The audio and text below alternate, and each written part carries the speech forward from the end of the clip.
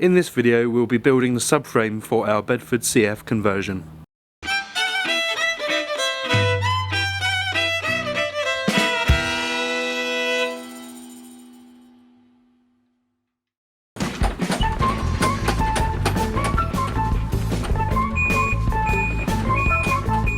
Yeah, it's stuck on the corner.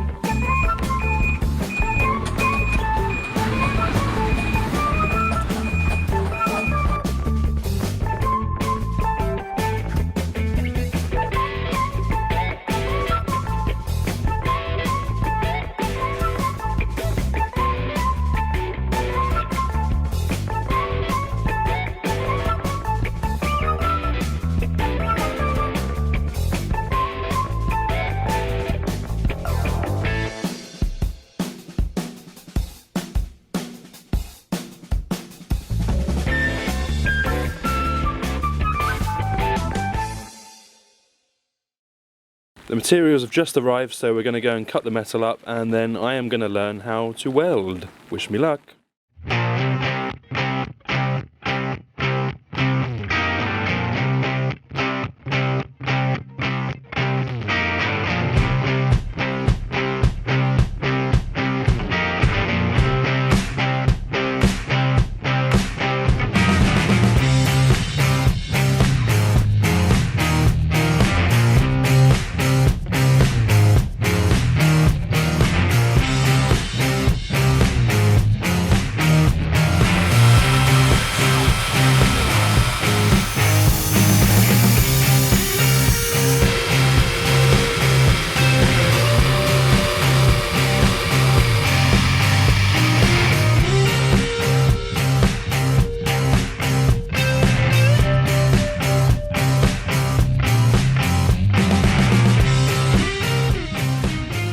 After dry fitting the pieces of steel we'd cut, we arranged the leftover pieces into a makeshift table that we could weld the subframe on top of.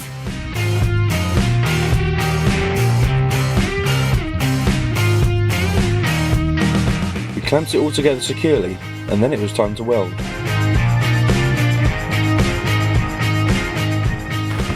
In there? Yeah. Right, see his little slope? Yeah. Right, you squeeze the trigger, it opens. Put that stick, there's a thin end, and the rest of it's thick. Yeah? Drop that in there, yeah, like that. Do the stick up, and that's it. Right, then we'll turn this on. I reckon we're going to need 55 amps at least.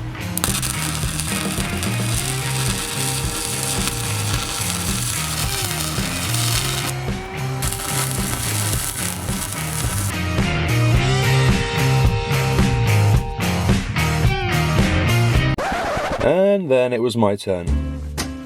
You touch that end of the stick, any of it, but you touch any metal, that will spark.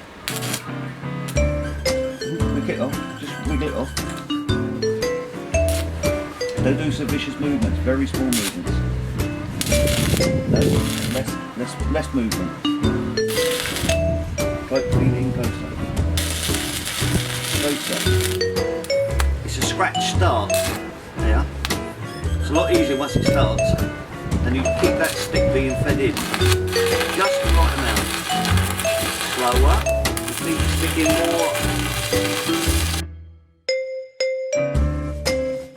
more. After knocking off the slag, I could see that I'd need a lot more practice.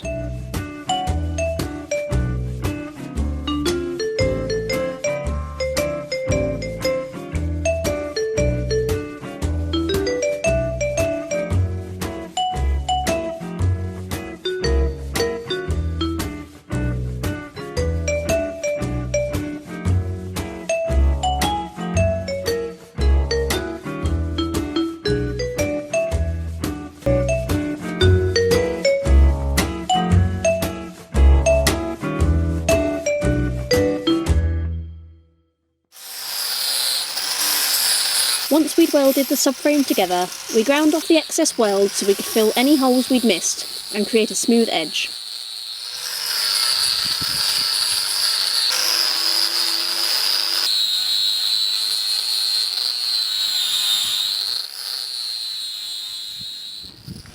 And then it was time to dry fit the whole thing. Look at that. Perfect.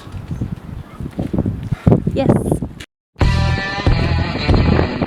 The following weekend, we were up against relentless wind. A cat who was deliberately sitting in the way of everything, and a rusty subframe due to heavy rain. I began taking measurements for where we were going to place the steel outriggers and iron angle supports. Oh yeah, the iron angle. Let's rewind a little.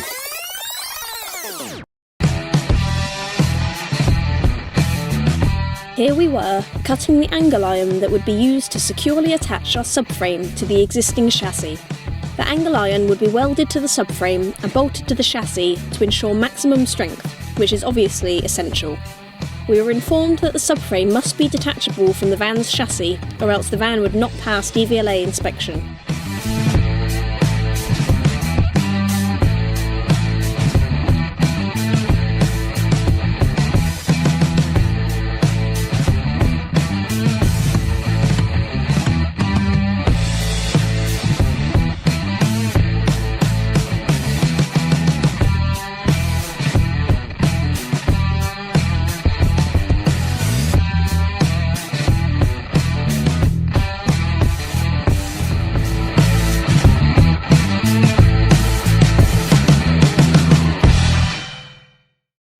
So, back to marking out where we were putting the mounting brackets and outriggers. Outriggers are essential to the design because they provide the support needed to lay the flooring and spread the load more evenly.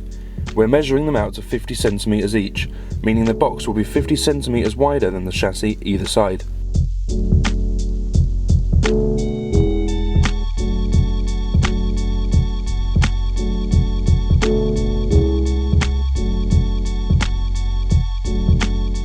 Once we had marked all of the positions for the outriggers, it was just a case of welding them on.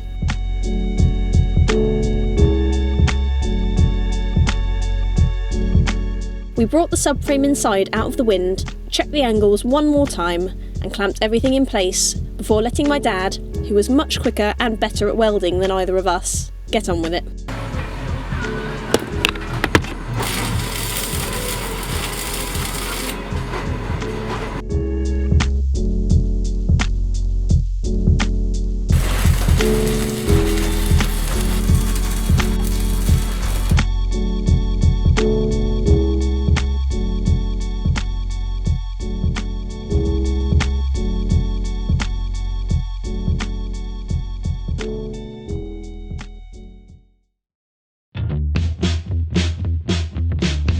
With the outriggers attached, we painted the subframe with Buzzweld.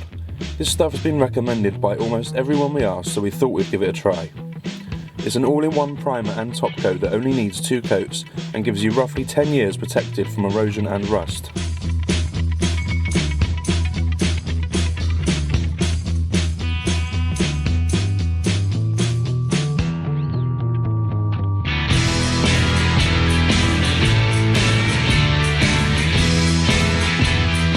After the paint had dried, we welded the angle iron pieces from earlier into position. We figured my dad would probably have this done a lot quicker than us, so we left him to it.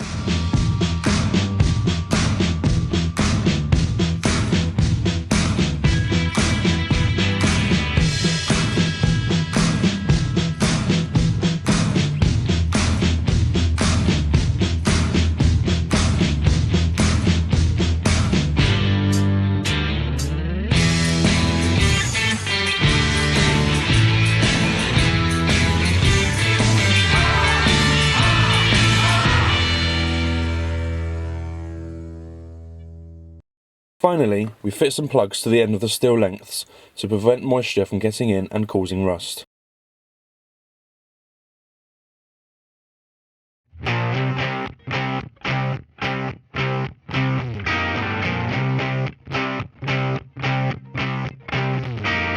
Now we were ready to attach the frame to the chassis. The holes we drilled into the brackets didn't quite match the holes that were already on the chassis, so we re-drilled them all. Then we cut up some pieces of old car tyre to place between the chassis and the subframe to act as supports.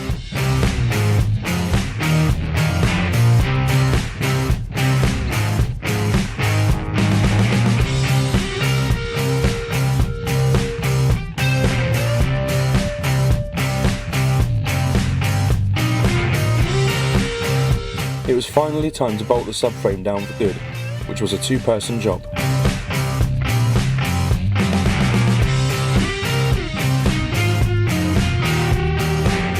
With the subframe now attached, we noticed a slight problem. With the overhang at the rear of the van, there was little to support it, so a few modifications needed to be made.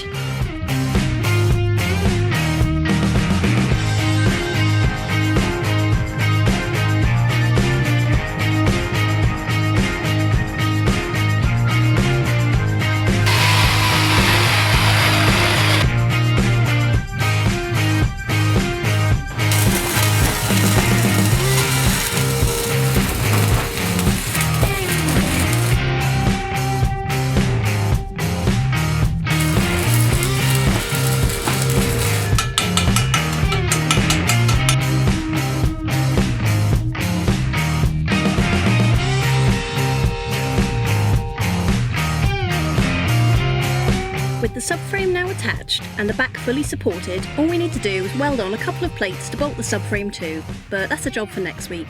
Thanks for watching, and if you want to check out any of the tools or paint we've used in this video, then hit up the links in the description below.